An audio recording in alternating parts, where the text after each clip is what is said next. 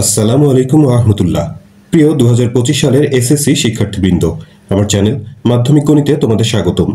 Test পরীক্ষার পরবর্তী সময়ে তোমাদের গণিতের প্রস্তুতির পূর্ণতার জন্য দেশের স্বনামধন্য স্কুলগুলোর টেস্টের গণিত প্রশ্ন নিয়ে আলোচনা করছি। আজকের এই পর্বে ডক্টর খাস্তগীর সরকারি বালিকা উচ্চ বিদ্যালয় চট্টগ্রামের গ বিভাগ অর্থাৎ ত্রিকোণমিতি ও পরিমিতির অংশ নিয়ে আলোচনা করছি। এখানে প্রথম প্রশ্ন 7 নম্বরে বলা হয়েছে a = 2 - sin square theta R b = 2 + tan square theta.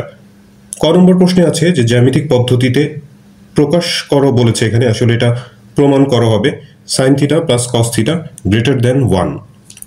তো এটা প্রমাণ করতে গেলে আমাদের একটা সমকোণী ত্রিভুজ দরকার, ABC, যে কোনো একটা সমকোণী ত্রিভুজ যার b কোণটা হচ্ছে সমকোণ আর এই যে এই সূক্ষ্মকোণ এটাকে থিটা ধরে নেওয়া হয়েছে।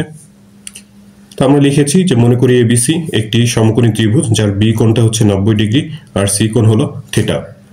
এখন এই ABC ত্রিভুজ থেকে আমরা লিখতে পারি যে AB + BC > AC, কারণ আমরা এরকম একটা প্রমাণ জানি, উপপাদ্য, যে ত্রিভুজের যে কোনো দুই বাহুর সমষ্টি তৃতীয় বাহু অপেক্ষা বৃহত্তর। তো তাহলে AB আর BC যোগ করলে সেটা অবশ্যই তৃতীয় বাহু AC তার থেকে বড় হবে। তো সেই জিনিসটা লেখা হয়েছে। লেখার পর এরপর যদি আমরা এই বাম পক্ষ ডান পক্ষ দুইটা পক্ষকেই যদি AC দিয়ে ভাগ করি, প্রত্যেকটা পদের নিচে একটা করে AC ভাগ করা হয়েছে, AC দিয়ে ভাগ করলে এখানে AB/AC হলো। এখন AB/AC মানে হচ্ছে AB হলো লম্ব আর AC হচ্ছে অতিভুজ এই কোণের সাপেক্ষে। লম্ব বাই অতিভুজ হচ্ছে সাইনের অনুপাত, যেহেতু এখানে এই যে থিটা কোণের সাপেক্ষে, তাহলে এই AB/AC আমরা লিখতে পারি সাইন থিটা। আবার হচ্ছে যে BC/AC, BC হলো এই কোণের সাপেক্ষে সন্নিহিত বাহু বা ভূমি আর AC হলো অতিভুজ। ভূমি বাই অতিভুজ হচ্ছে cos থিটা। তো এই যে sin থিটা + cos থিটা আর এপাশে AC/AC ভাগ করলে হয় 1। তো এটাই আমাদের প্রমাণ করতে বলা হয়েছিল। খুব ছোট্ট একটা প্রমাণ, তবে একটু uncommon. sin theta + cos theta > 1। খ নম্বর প্রশ্নের জন্য আমাদের উদ্দীপকের তথ্য দরকার। প্রমাণ করতে বলা হয়েছে যে 1/a + 1/b = 1।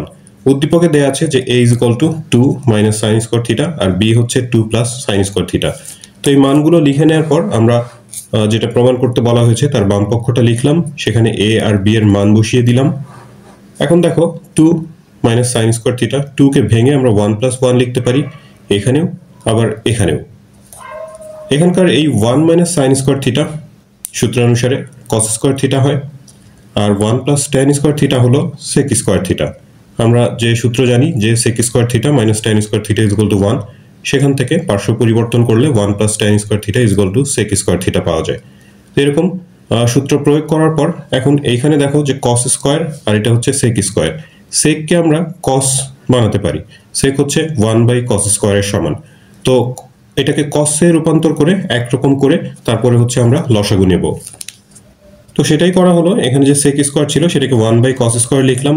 এখন এই 1 এর সাথে এই ভগ্নাংশটা যোগ অবস্থায়, তো সেটা লসাগু নিয়ে যদি যোগ করি cos স্কয়ার লসাগু, 1 এর সাথে গুণ হয়ে cos স্কয়ার তারপরে +1। এখন এই 1 এর সাথে এই অংশটুকু ভাগ অবস্থায় আছে, সেটা যদি গুণ করে উল্টিয়ে দেই, cos স্কয়ার উপরে যাবে, উপরে 1 এর সাথে গুণ হয়ে সেটা cos স্কয়ারই হবে আর নিচে এই cos স্কয়ার +1, সেটাকে আবার 1 + cos স্কয়ার লিখতে পারি। আর এই যে প্রথমের ভগ্নাংশটা সেটা অবিকৃত রয়ে গেল। এখন এই দুইটা ভগ্নাংশ যদি আমরা লসাগু নেই, এই যে নিচে হর একই 1 + cos স্কয়ার থিটা, তাহলে লসাগু 1 + cos স্কয়ার থিটাই হবে। আর হর আর লসাগু যখন একই হয় তখন ওপরে লব যা আছে সেগুলো হবে 1 + cos স্কয়ার থিটা। তাহলে এই ওপরের অংশ আর নিচের অংশ সম্পূর্ণ এক, তো ভাগ করলে সেটা হবে 1। তো ডান পক্ষ আমাদের 1ই প্রমাণ করতে বলা হয়েছে, তার মানে এটা প্রমাণ হয়ে গেল। গ নম্বর প্রশ্নে সমাধান করতে হবে, থিটা এর মান বের করতে হবে। সমীকরণ সমাধান a + sec square theta = b হলে থিটা এর মান নির্ণয় করো। যেখানে থিটা এর ব্যবধি দেয়া আছে 0 ডিগ্রি থেকে বড় বা সমান আর 90 ডিগ্রি থেকে ছোট বা সমান।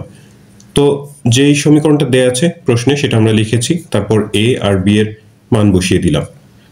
এখন এই 2টাকে ভেঙে 1 + 1 লিখলাম খ নম্বরের মতোই। এখানকারও এই 2টাকে ভেঙে 1 + 1 লিখলাম। তো এখানকার 1 + tan স্কয়ার সূত্র অনুসারে সেটা sec স্কয়ার হয় আর এখানে 1 - sin স্কয়ার সেটা হলো cos স্কয়ার হয়। বাকি আর কোনো পরিবর্তন এই লাইনে করা হয়নি। এবারে এই cos স্কয়ারটাকে এপাশে রেখে আমরা যদি বাকি পদগুলো এই 1 প্লাস sec স্কয়ার এগুলোকে যদি ডান পাশে নিয়ে যাই, ডান পাশে অলরেডি 1 প্লাস sec স্কয়ার আছে, মাইনাস 1 মাইনাস sec স্কয়ার এই পাশে আসলে এই 1 মাইনাস 1 কাটা যাবে, sec স্কয়ার থেকে sec স্কয়ার বাদ যাবে, তার মানে ডান পাশে থাকলো হচ্ছে 0। তো এটা হলো cos স্কয়ার থিটা এর মান। স্কয়ারটাকে যদি এখন ডান পাশে নিয়ে রুট করি, 0 এর বর্গমূল করলে তো 0ই হয়, তাহলে cos থিটার মান পেলাম হচ্ছে 0। 0 এটা হচ্ছে cos 90 ডিগ্রির মান, তাহলে দুই পাশ থেকে যদি cos বাদ দিয়ে দেই থিটার মান পাবো 90 ডিগ্রি। তো এটা যে ব্যবধি দেওয়া আছে সেই ব্যবধি অনুসারে এটা গ্রহণযোগ্য মান। তো তাহলে নির্ণয় সমাধান হচ্ছে theta is equal two 90 degree.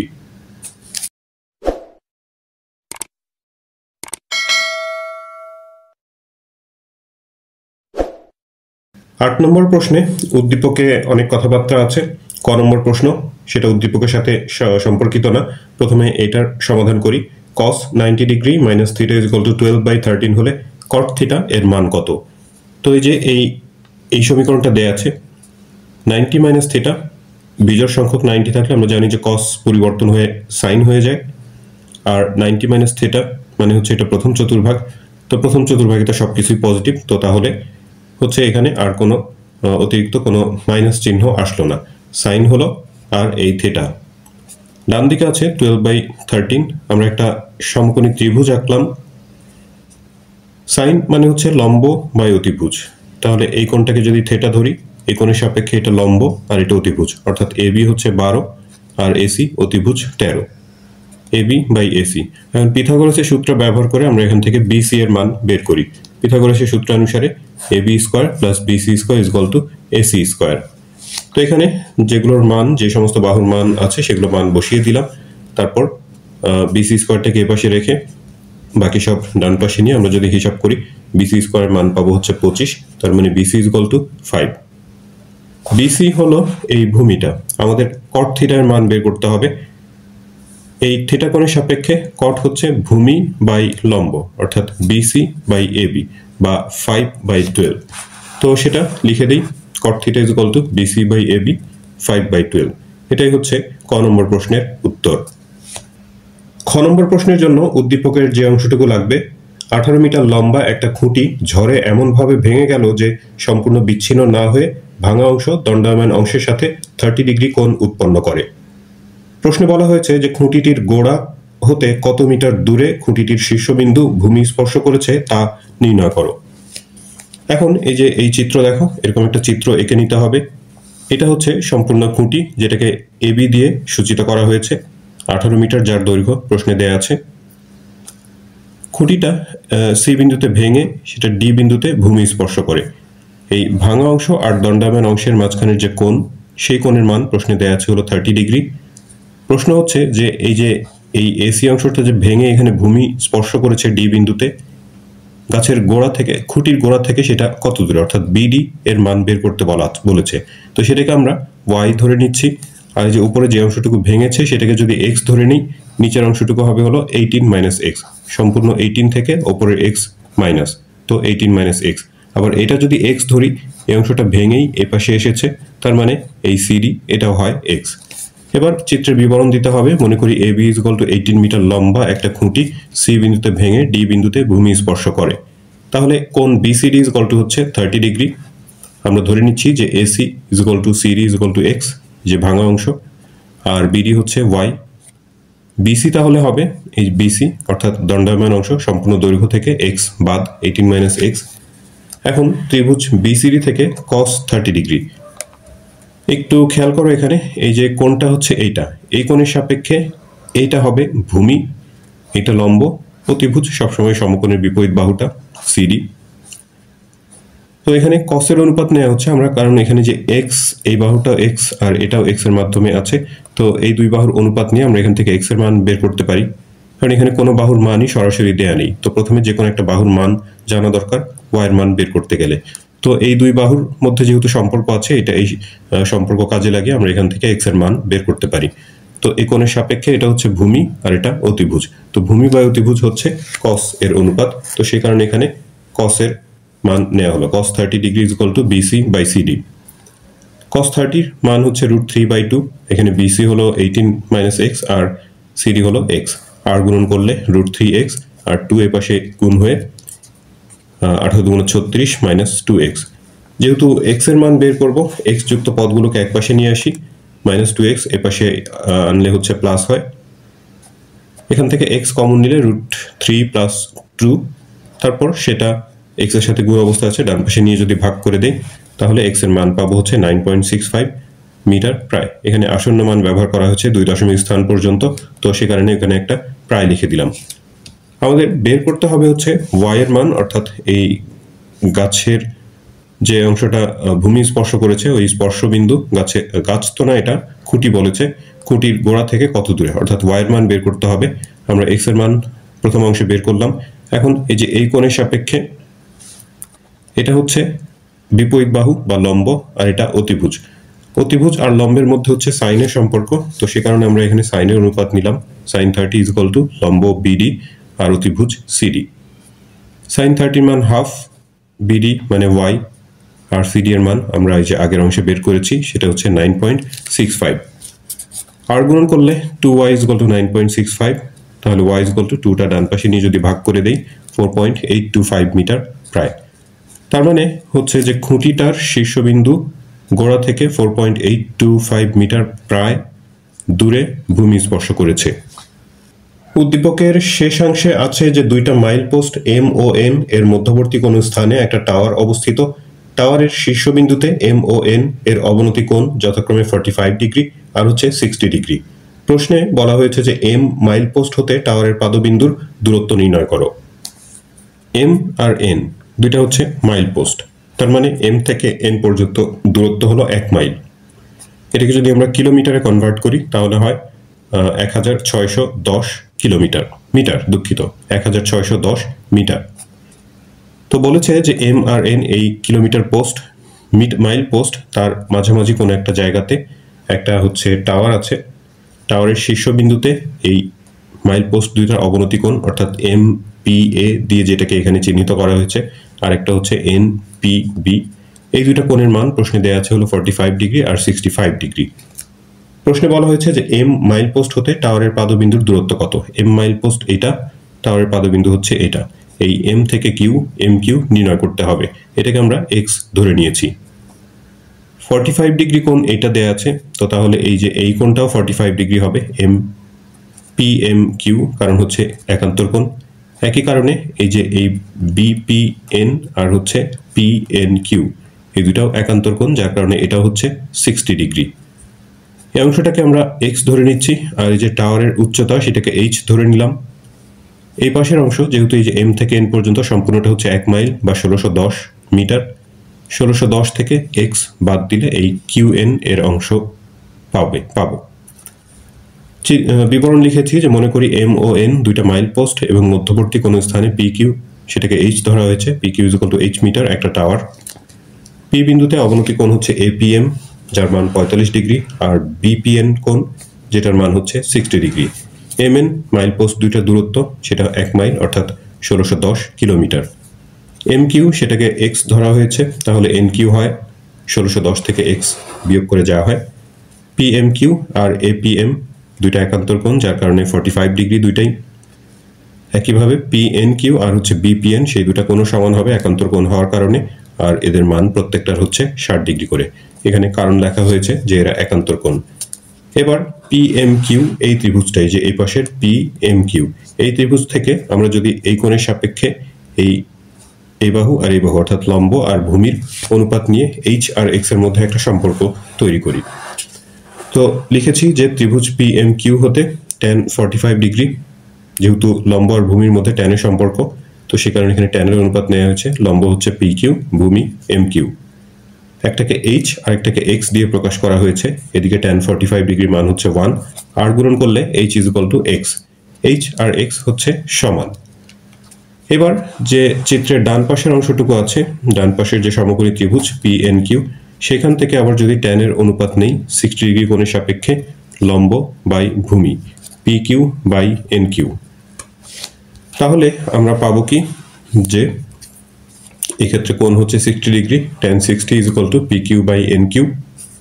tan 60 মান হচ্ছে √3, এদিকে PQ এর মান h আর NQ হচ্ছে 1610 থেকে x বিয়োগ। আমাদের x এর মান বের করতে হবে, সেই বিষয়টা খেয়াল রেখে সামনে এগোচ্ছি। r গুণন করলে h এক পাশে, আর এই যে √3 এর সাথে এগুলো গুণ হয়ে √3 1610 এর সাথে গুণ, আবার x এর সাথেও গুণ। h কে আমরা x লিখতে পারি, কারণ h আর x সমান, সেটা আমরা প্রথম অংশে বের করেছি। h কে যদি x লিখি, এ পাশে -√3x, সেটা এ পাশে এসে যোগ, ডান দিকে থাকলো 1610 √3, এখান থেকে x কমন নিলাম 1 + √3, সেটা ডান পাশে গিয়ে ভাগ হয়ে গেল। এই সম্পূর্ণ অংশটুকু ক্যালকুলেটরের মাধ্যমে আমরা যদি হিসাব করি, x এর মান পাবো হচ্ছে 1020.699 মিটার প্রায়। 9 নম্বর প্রশ্নের উদ্দীপকে বলা হয়েছে যে 4 সেন্টিমিটার ধার বিশিষ্ট একটা ঘনকের ভেতরে সমবৃত্তভূমিক বেলন ঠিকভাবে এঁটে যায়। ক নম্বর প্রশ্নে আছে যে ঘনকটির কর্ণের দৈর্ঘ্য এবং সম্পূর্ণ তলের ক্ষেত্রফল নির্ণয় করো। তো ঘনকের এক ধার প্রশ্নে উদ্দীপকে দেয়া আছে হলো 4, এক ধার, এটাকে আমরা a দিয়ে প্রকাশ করতে পারি। আর কর্ণের দৈর্ঘ্যের সূত্র হচ্ছে √3a, যেহেতু a এর মান 4, √3 আর 4 গুণ করে পাবো 6.93 সেন্টিমিটার। আসন্ন মান লেখা হয়েছে, তাই একটা প্রায় লিখে দিলে ভালো হয়। আর সম্পূর্ণ তলের ক্ষেত্রফল বের করতে বলেছে। ঘনকের সম্পূর্ণ তলের ক্ষেত্রফল আমরা জানি 6a², এর মান হচ্ছে 4, স্কয়ার করলে 16, তার সাথে 6 গুণ করে হয় 96 বর্গ সেন্টিমিটার।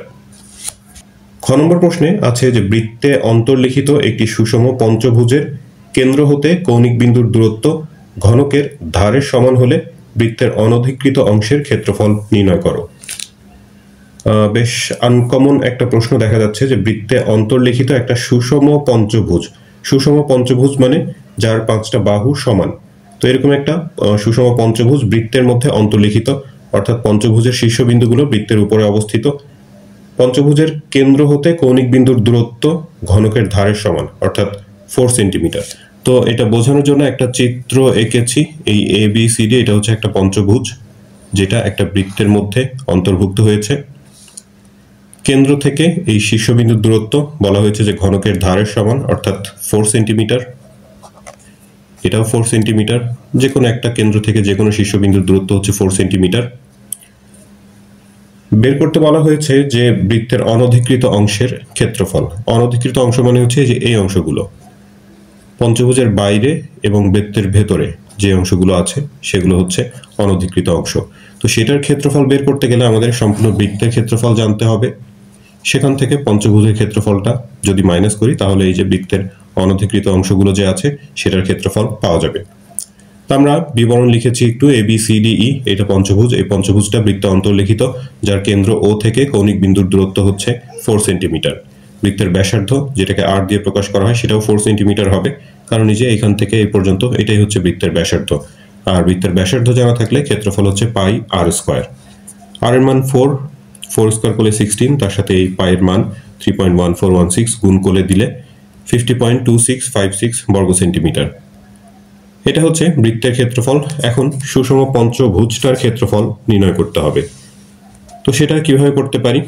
পঞ্চভুজের যদি বাহুর দৈর্ঘ্য জানা থাকতো, তাহলে একটা সূত্রের মাধ্যমে সরাসরি বের করা যেত, কিন্তু সেটা দেয়া নাই। দেয়া আছে হচ্ছে কেন্দ্র থেকে কৌণিক বিন্দুর দূরত্ব। এখন দেখো, এই যে এই O বিন্দুর সাথে যদি আমরা A B যোগ করি, তো OAB একটা ত্রিভুজ উৎপন্ন হয়। এইভাবে করে O বিন্দুর সাথে, মানে কেন্দ্রের সাথে প্রত্যেকটা শীর্ষবিন্দু যোগ করলে একই আকৃতির 5টা ত্রিভুজ উৎপন্ন হবে, যেহেতু এটা সুষম পঞ্চভুজ। তো এরকম একটা ত্রিভুজের যদি ক্ষেত্রফল বের করতে পারি আমরা কোনোভাবে, সেটাকে 5 দিয়ে গুণ করলেই সম্পূর্ণ পঞ্চভুজটার ক্ষেত্রফল পেয়ে যাব। এখন AOB, যেহেতু OA OB সমান, তার মানে এটা সমদ্বিবাহু ত্রিভুজ। এই বাহু আর এই বাহু হচ্ছে সমান। আবার এই যে এই কোণ, এখানে মাঝখানে এই মোট 5টা কোণ তৈরি হবে যদি এই সবগুলো শীর্ষবিন্দু যোগ করা হয়। একই মাপের 5টা কোণ তৈরি হবে। কেন্দ্রে যেহেতু মোট 360 ডিগ্রি কোণ, 360কে 5 দিয়ে ভাগ করলে এই একটা কোণের মান, অর্থাৎ AOB কোণটা পেয়ে যাব। তো আমরা সেই হিসাব করেছি যে ত্রিভুজ AOB এর AOB কোণ হচ্ছে 360/5, অর্থাৎ 72 ডিগ্রি।